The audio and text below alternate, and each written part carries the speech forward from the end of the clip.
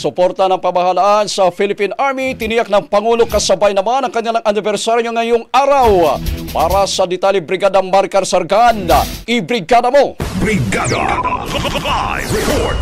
Ipinagdiriwang ng Philippine Army ang kanilang ika-128 founding anniversary ngayong araw, kung saan kasabay nito kinilala ni Pangulong Ferdinand Marcos Jr. ang hindi matatawarang serbisyo ng hukbong katihan sa pagtatanggol sa bansa, pagtugon sa mga sakuna at pagpapanatili ng seguridad. Sa kanyang talumpati, binigyang diin ng Pangulo ang patuloy na pag-angkop ng hukbo sa makabagong banta, kabilang ang cyber warfare at ang kahalagahan ng kanilang katatagan sa harap ng anumang pagsubok.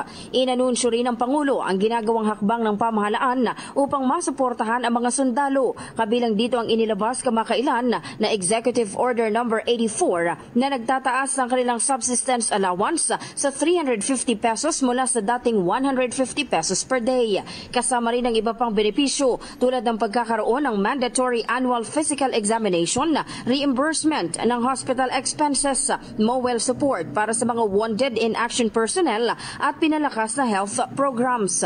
Kinilala rin ng Commander-in-Chief ang matagumpay na pagsasagawa ng Combined Arms Training Exercise o ang KTEX Katihan na naghanda sa 6,000 sundalo sa mas komplikadong operasyon. Sa huli, hinikayat ni Pangulong Marcos ang Philippine Army na ipagpatuloy ang kanilang dedikasyon, integridad at pagsusumikap upang matiyak ang kapayapaan at kaunlaran ng bansa.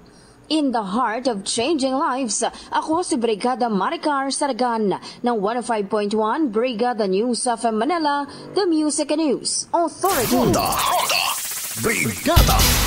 Ang bahaging ito ay hatid sa atin ng Guard C Plus with Zinc Capsule. Always protektado ang kalusugan.